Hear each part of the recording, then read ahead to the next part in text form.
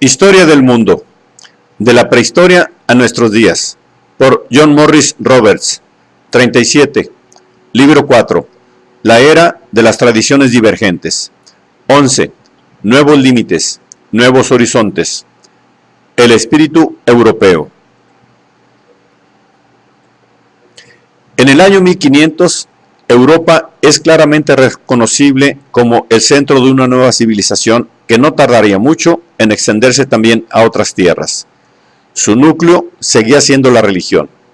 Las implicaciones institucionales de este hecho se han mencionado ya en estas páginas. La Iglesia era una gran fuerza de regulación social y de gobierno, cualesquiera que fuesen las vicisitudes que su institución central hubiera sufrido. Pero también era la custodia de la cultura y la maestra de todos los hombres, el vehículo y recipiente de la propia civilización.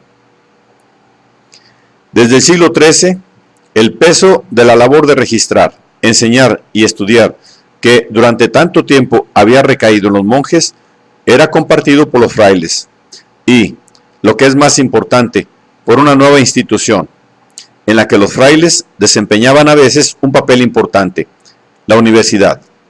Bolonia, París y Oxford fueron las primeras universidades. En el año 1400 había 53 más. Eran nuevos mecanismos para concentrar y dirigir la actividad intelectual y para la enseñanza. Una consecuencia de su fundación fue la reactivación de la formación del clero. Ya a mediados del siglo XIV, la mitad de los obispos ingleses habían seguido estudios universitarios, pero no fue esta la única razón de la creación de las universidades. El emperador Federico II fundó la Universidad de Nápoles para suministrar administradores a su reino del sur de Italia. Y cuando en 1264 Walter de Merton, obispo y servidor real inglés, fundó el primer colegio universitario de Oxford, entre sus fines figuraba el de proporcionar futuros sirvientes a la corona. La importancia de las universidades para el futuro de Europa, sin embargo, fue mucho mayor, aunque no pudiera preverse y en un aspecto resultase incalculable. Su existencia garantizaba que, cuando los laicos llegasen a ser instruidos en número importante, también serían formados por una institución sometida al control de la Iglesia y teñida de religión. Por otra parte, las universidades serían una gran fuerza unificadora y cosmopolita. Sus clases se impartían en latín, la lengua de la Iglesia y la lengua franca de los hombres cultos para este siglo. Su antiguo predominio se conmemora todavía en los vestigios del latín de las ceremonias universitarias y en los nombres de los títulos. El derecho, la medicina, la teología y la filosofía se beneficiaron de la nueva institución.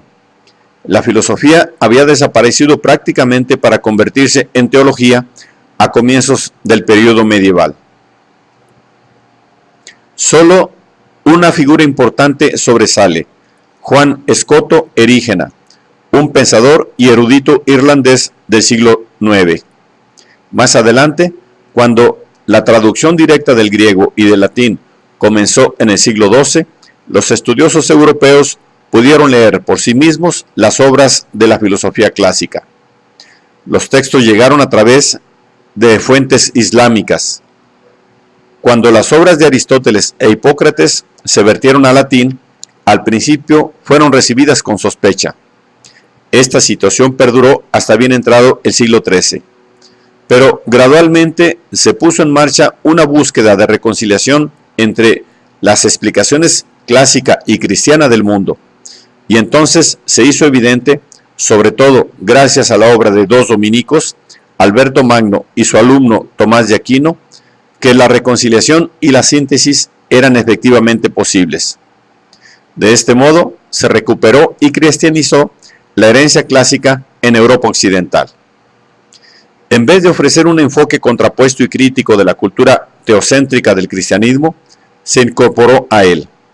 El mundo clásico comenzó a verse como precursor del cristianismo. Durante siglos, el hombre acudiría a la religión o a los clásicos en busca de autoridad en asuntos intelectuales. De los segundos fue Aristóteles quien disfrutó de un excepcional prestigio. Aunque no podía hacerlo santo, la Iglesia le trató al menos como una especie de profeta. La evidencia inmediata fue el extraordinario logro sistemático y racionalista de la escolástica medieval, nombre que recibía el empeño intelectual de penetrar en el significado de la doctrina cristiana. Su fuerza residía en su alcance global, que se exhibió en la máxima brillantez en la Suma Teológica de Tomás de Aquino, obra que ha sido considerada indistintamente su coronación y una síntesis precaria. La obra intentaba explicar todos los fenómenos. Su punto débil residía en que no se prestaba a la observación y la experimentación. El cristianismo dio a la mente medieval una formación poderosa en el pensamiento lógico, pero solo algunos hombres aislados y atípicos podían entrever la posibilidad de superar la autoridad para llegar a un método verdaderamente experimental. No obstante, dentro de la cultura cristiana pueden verse los primeros indicios de liberación del mundo cerrado de los primeros tiempos de la Edad Media. Paradójicamente, la cristiandad se lo cedió al Islam, aunque durante mucho tiempo hubo una sospecha y un temor profundos en las actitudes de la gente corriente hacia la civilización árabe. La ignorancia también estaba presente antes del año 1100. Ha señalado un medievalista: no existen pruebas de que ningún habitante de la Europa septentrional hubiese oído nunca el nombre de Mahoma. La traducción latina del Corán no fue accesible hasta el año 1143. Unas relaciones fáciles y tolerantes entre los fieles y los infieles, ambas partes pensaban en los mismos términos, solo eran posibles en un número reducido de lugares. En Sicilia y sobre todo en España, las dos culturas pudieron coincidir. En España tuvo lugar la gran labor de traducción de los siglos XII y XIII.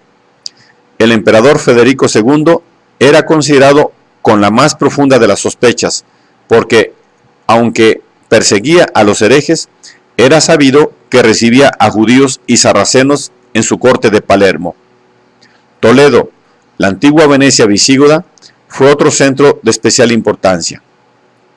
En estos lugares, los escribas copiaron una y otra vez los textos latinos de las obras que gozarían de mayor aceptación en los 6 siglos siguientes. Las obras de Euclides comenzaron a ser copiadas, recopiadas y después impresas, hasta que al final su éxito solo pudo ser superado por la Biblia, al menos hasta el siglo XII, y se convirtieron en los cimientos de las matemáticas que se enseñaron en Europa occidental hasta el siglo XIX. De este modo, el mundo helenístico comenzó a nutrir de nuevo el pensamiento de Occidente. En términos generales, la transición islámica de la antigüedad comenzó con la astrología, la astronomía y las matemáticas, materias estrechamente vinculadas entre sí. La astronomía de Ptolomeo llegó a Occidente por este camino y mereció la consideración de base satisfactoria para la cosmología y la navegación hasta el siglo XVI. De hecho, la cartografía islámica fue más avanzada que la europea durante la mayor parte de la Edad Media, y los navegantes árabes utilizaron el imán para la navegación de mucho antes que sus homólogos europeos, aunque fueron estos quienes llevaron a cabo los grandes descubrimientos oceánicos. El astrolabio era un invento griego, pero su uso se difundió en Occidente gracias a los escritos árabes. Cuando Chaucer escribió un tratado acerca del uso de este instrumento, tomó como modelo una obra árabe anterior. La llegada a través de fuentes árabes de una nueva numeración y de los números decimales, una y otros de origen indio, fue quizá la invención más importante. La utilidad de los decimales para simplificar el cálculo puede comprobarse fácilmente intentando escribir cantidades con números romanos. Entre las ciencias de la observación distintas de la astronomía, la más importante que llegó a Occidente desde el Islam fue la medicina. Además de proporcionar el acceso a las obras médicas de Aristóteles, Hipócrates y Galeno, la traducción directa del griego no comenzó hasta después del año 1100. Las fuentes y los maestros árabes también llevaron a la práctica europea un enorme cuerpo de conocimientos terapéuticos, anatómicos y farmacológicos, acumulados por los médicos árabes. El prestigio del saber y de la ciencia árabe facilitó la aceptación de ideas más sutilmente peligrosas y subversivas. La filosofía y la teología árabes también comenzaron a ser estudiadas en Occidente.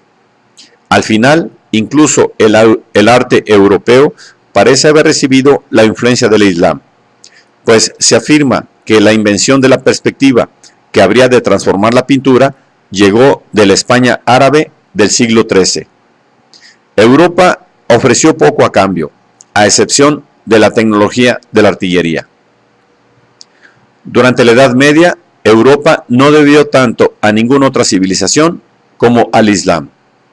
A pesar de su interés espectacular y exótico, los viajes de Marco Polo o las andanzas misioneras de los frailes en Europa Central contribuyeron poco a cambiar Occidente. La cantidad de mercancías intercambiadas en otras partes del mundo seguía siendo muy pequeña, incluso en el año 1500. Técnicamente, Europa solo debía con certeza al lejano Oriente el arte de fabricar la seda, que ya había llegado a ella desde el Imperio de Oriente, y el papel, que aunque se elaboraba en China en el siglo II, no llegó a Europa hasta el siglo XIII, y entonces haría su aparición también a través de la España árabe. Tampoco llegaron a Europa ideas procedentes del Asia más cercana, a menos que, al igual que las matemáticas indias, hubieran experimentado un perfeccionamiento en el crisol árabe. Dada la permeabilidad de la cultura islámica, parece menos probable que esta situación obedeciese al hecho de que, en algún sentido, el Islam aislara Europa de Oriente al imponer una barrera entre ambos, que al hecho de que China y la India no podían dejar sentir su impacto en lugares tan remotos. Al fin y al cabo, apenas lo habían hecho en la antigüedad precristiana, cuando las comunicaciones no eran más difíciles que en la Edad Media. La reintegración de lo clásico y lo cristiano, aunque se manifestaba en obras como la de Tomás de Aquino, era una respuesta, con 10 siglos de retraso, a la sarcástica pregunta de Tertuliano sobre qué tenía que ver Atenas con Jerusalén.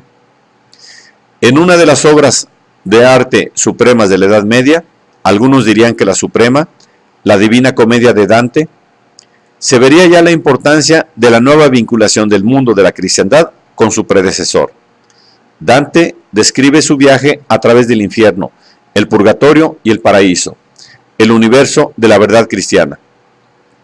Pero su guía no es un cristiano, sino un pagano, el poeta clásico Virgilio, que se convierte en un profeta que se sitúa al lado de los del Antiguo Testamento. Aunque la idea de un vínculo con la antigüedad nunca había desaparecido del todo, como habían demostrado los intentos de algunos cronistas entusiastas por vincular a los francos o los británicos con los descendientes de Trajano, en la actitud de Dante hay algo que marca una época. Es su aceptación del mundo clásico por parte de la cristiandad.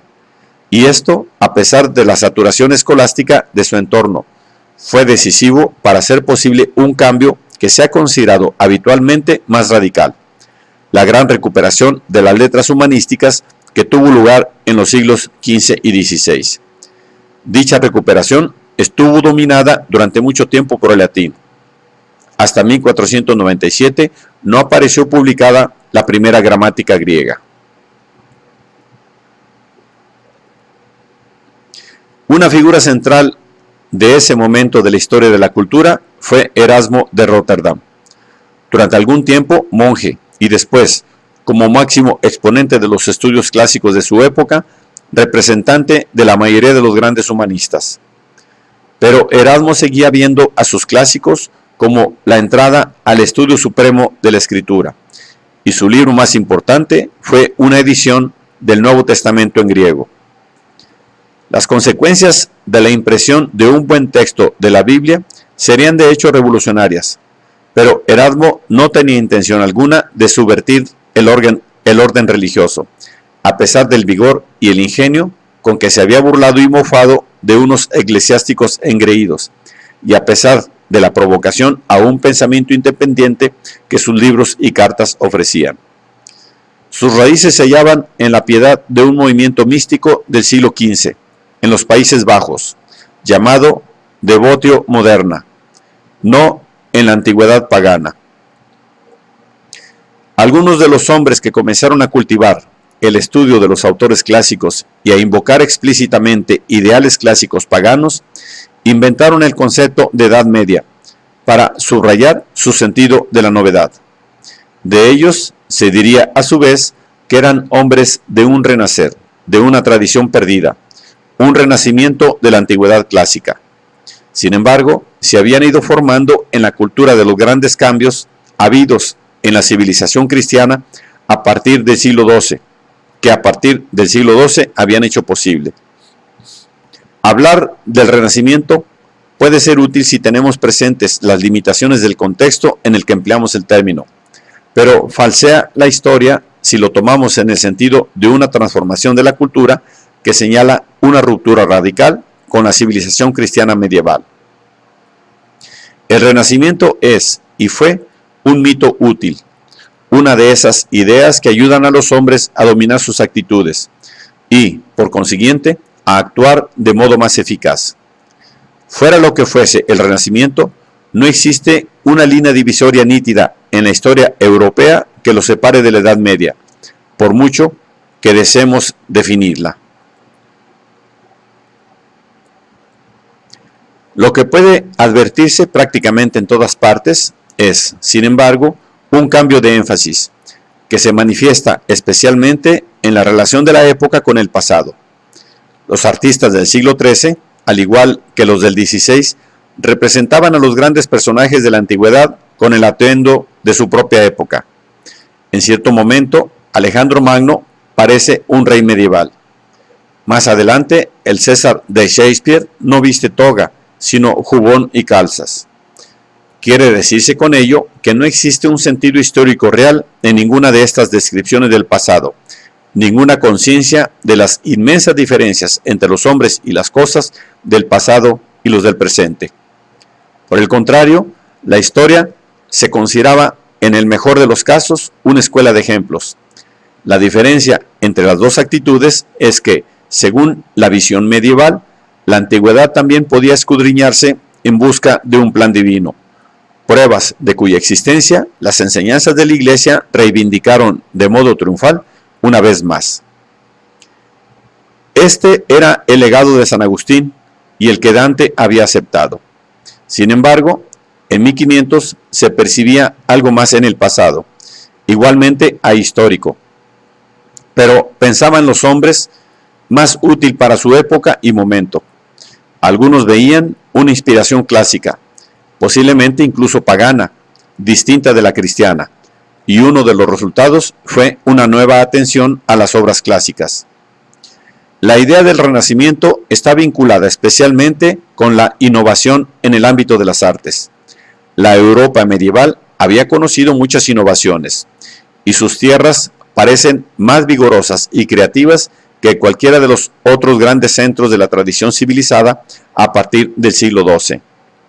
En la música, el teatro y la poesía se crearon nuevas formas y nuevos estilos que nos emocionan todavía. En el siglo XV, sin embargo, ya es evidente que no pueden limitarse en modo alguno al servicio de Dios. El arte adquiere autonomía. La consumación final de este cambio fue la expresión estética principal del Renacimiento, que superó con creces a sus innovaciones estilísticas, por muy revolucionarias que éstas fuesen. Es la señal más evidente de que la síntesis cristiana y el monopolio eclesiástico de la cultura se quebraban. La lenta divergencia de las mitologías clásica y cristiana fue una de las expresiones de esa ruptura. Otras fueron la aparición de la poesía amorosa, romance y provenzal, que debió mucho a la influencia árabe. El desarrollo del estilo gótico en construcciones laicas, como las grandes sedes de los gremios de las nuevas ciudades, o el auge de la literatura en lenguas vernáculas, para los laicos instruidos. No es fácil datar estos cambios, porque la aceptación no siguió rápidamente a la innovación. En la literatura existía una restricción física especialmente fuerte sobre lo que podía hacerse debido a la persistente escasez de textos. Hasta bien entrado el siglo XVI, no se imprimió y publicó la primera edición de las obras completas de Chaucer. Para entonces, es indudable que estaba en marcha una revolución en el pensamiento, de lo que formaban parte todas las tendencias mencionadas hasta el momento, pero que era mucho más que la suma de ellas, y lo debe casi todo a la llegada del libro impreso. Incluso un texto en lengua vernácula, como los cuentos de Canterbury, no pudo llegar a un público amplio hasta que la imprenta permitió la existencia de un gran número de ejemplares. Cuando esto sucedió, la repercusión de los libros se amplió enormemente. Esto es cierto en el caso de toda clase de libros: poesía, historia, filosofía, tecnología y sobre todo la propia Biblia. La consecuencia fue el cambio más profundo de la difusión del conocimiento y de las ideas desde la invención de la escritura. Fue la mayor revolución cultural de estos siglos. La nueva técnica no debió nada al estímulo de China, porque ya se practicaba de forma distinta, salvo de modo muy indirecto, a través de la disponibilidad de papel. A partir del siglo XIV, en Europa se utilizaron trapos para fabricar papel de buena calidad, y este fue uno de los elementos que contribuyeron a la revolución de la imprenta. Otros fueron el principio de la imprenta misma, la impresión de imágenes en tejidos que se había practicado en Italia, en la Italia del siglo XII, el uso de metal fundido en vez de madera para los tipos, ya utilizado para fabricar las planchas de naipes, calendarios e imágenes religiosas, la disponibilidad de tinta de base oleosa y sobre todo el uso del tipo metálico móvil. Fue esta última la invención la que resultó decisiva, aunque los detalles no se conocen con certeza. Si bien a comienzos del siglo XV se realizaban en Haarlem, Países Bajos, experimentos con letras de madera, no parece que existan razones fundadas para no atribuir el mérito al hombre cuyo nombre se ha asociado tradicionalmente con él: Johannes Gutenberg, el pulidor de diamantes de Maguncia. Hacia 1450, Gutenberg y sus colegas reunieron los elementos de la imprenta moderna, y en 1455 se publicó el que se coincide en catalogar como primer libro auténtico impreso en Europa, la Biblia de Gutenberg. La carrera profesional de Gutenberg era por aquellas fechas un fracaso. Un elemento profético de una nueva época del comercio aparece en el hecho de que probablemente estaba infracapitalizado. La acumulación de equipos y tipos era un negocio costoso, y un colega que le había prestado dinero le llevó ante los tribunales para reclamar sus deudas. La sentencia fue contraria a Gutenberg, que perdió su imprenta, por lo que la Biblia, cuando se publicó, no era propiedad suya. Afortunadamente, la historia no terminó ahí. Gutenberg fue ennoblecido al final por el arzobispo de Maguncia en reconocimiento de su obra. Pero lo cierto es que puso en marcha una revolución. Se ha calculado que hacia el año 1500 ya se habían publicado unas 35,000 ediciones distintas de libros, incunables se le llamó entonces. Esto significa probablemente entre 15 y 20 millones de ejemplares. Es posible que en esa fecha hubiese ya menos ejemplares de libros manuscritos en todo el mundo. En el siglo siguiente había entre 150,000 y 200,000 ediciones distintas, y quizá un número 10 veces superior de ejemplares. Este cambio cuantitativo se unió a otro de carácter cualitativo. La cultura, fruto de la llegada de la imprenta con tipos móviles, era tan diferente de cualquier otra de épocas anteriores, como lo es de la cultura que da por supuesta la existencia de la radio y la televisión. La edad moderna fue la edad de la imprenta. Es interesante, aunque natural, que el primer libro impreso en Europa fuese la Biblia, el texto sagrado que constituía el centro de la civilización medieval. Mediante el proceso de impresión, su conocimiento se difundiría como en ninguna otra época anterior, y con unos resultados incalculables. En el año 1450 debía de ser muy poco frecuente que un párroco tuviera en su poder una Biblia, e incluso que disfrutara de un fácil acceso a ella. Un siglo después, comenzaba a ser probable que tuviese un ejemplar, y en 1650 habría sido un hecho extraordinario el no tenerla. La primera Biblia alemana se imprimió en 1466, y las traducciones italiana y francesa aparecieron antes de terminar el siglo. En la difusión de los textos sagrados, de los cuales la Biblia solo era el más importante, laicos piadosos y eclesiásticos por igual invirtieron grandes cantidades de recursos durante 50 o 60 años. Las imprentas se instalaban incluso en los monasterios. Mientras tanto, las gramáticas, las historias y sobre todo los autores clásicos que ahora eran editados por los humanistas también se publicaban en número creciente. Otra invocación procedente de Italia fue la introducción de unos tipos más sencillos y claros, inspirados en la caligrafía de los estudiosos florentinos, que eran a su vez una copia de la minúscula carolingia. Las reproducciones no pudieron contenerse. La dominación de la conciencia europea por los medios impresos sería el resultado. Con cierta clarividencia, el Papa sugirió a los obispos de 1501 que el control de la imprenta podría ser la clave para conservar la pureza de la fe. Pero había algo más que una amenaza específica a la doctrina, por importante que ésta fuera. La naturaleza del libro también comenzó a cambiar. Lo que había sido una rara obra de arte, cuyos conocimientos misteriosos solo eran accesibles a unos pocos, se convirtió en un instrumento y un artefacto para la mayoría. La imprenta proporcionó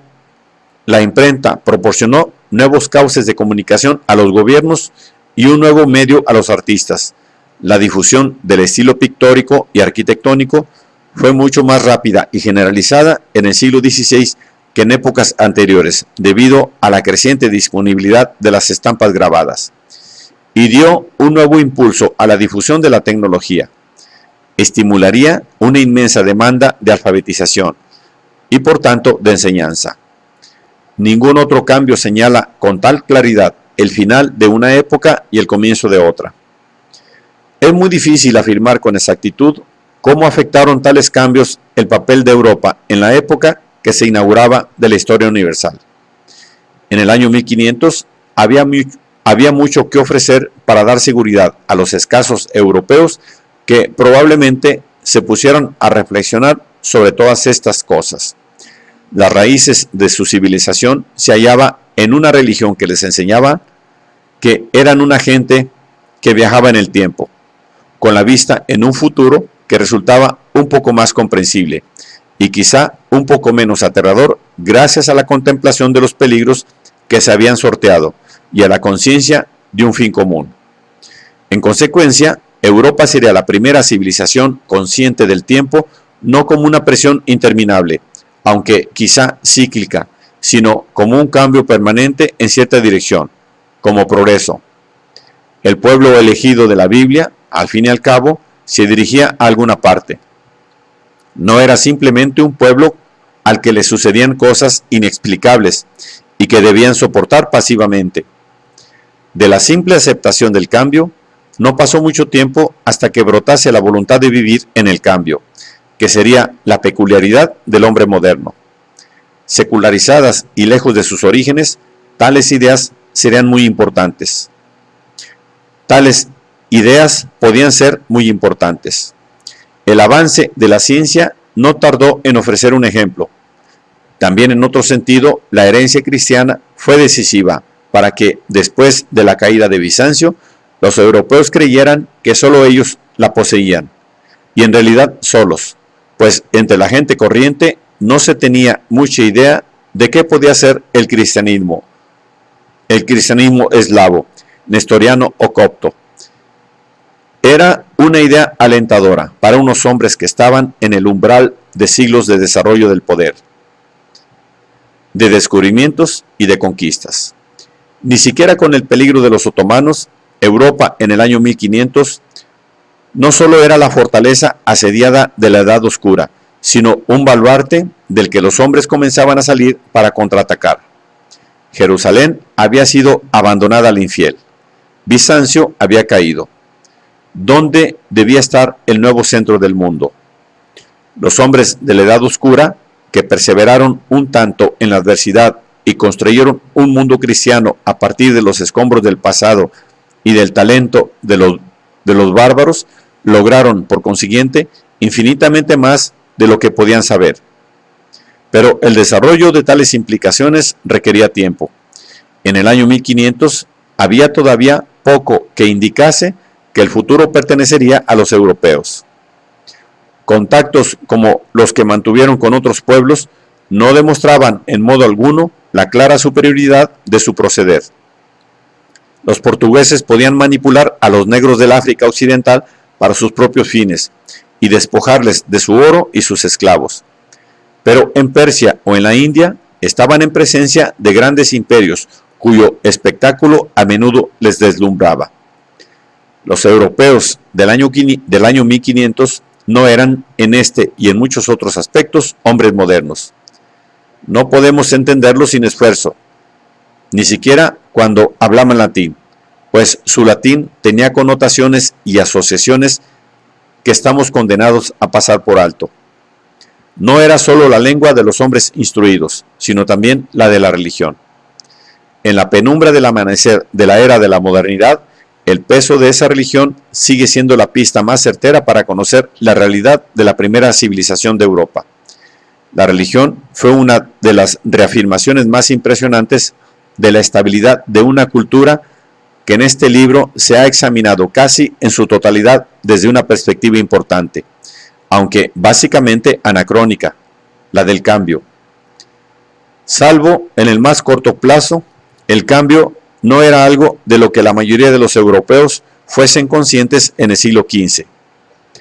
Para todos los hombres, el factor determinante más profundo de sus vidas continuaba siendo el lento, pero siempre repetido, paso de las estaciones, un ritmo que fijaba claramente la pauta de trabajo y ocio, pobreza y prosperidad, salud y enfermedad, de las rutinas del hogar, el taller y el estudio. Los jueces y los profesores universitarios de algunos países continúan trabajando de acuerdo con un año dividido inicialmente por la necesidad de plantar la cosecha. A este ritmo se imponían los de la religión. Cuando la cosecha se había plantado, la iglesia la bendecía, y el calendario del año cristiano ofrecía la agenda más detallada para regular la vida de los hombres y mujeres. Parte de ella era muy antigua, incluso precristiana. Existía desde hacía siglos y difícilmente podía concebirse de otro modo. Regulaba incluso los días de muchas personas, ya que cada 3 horas los religiosos eran llamados al culto, y la oración en miles de monasterios y conventos por la campana de su monasterio. Cuando podía oírse fuera de los muros, los laicos también fijaban la pauta de su día de acuerdo con ella. Antes de que hubiera llamativos relojes de pared, solo la campana de la iglesia parroquial, catedral o monasterio completaba al sol o a la combustión de una vela como registro del paso del tiempo. Y esto lo hacía anunciando la hora de otro acto de culto, y así sucesivamente marcando la inevitable rutina.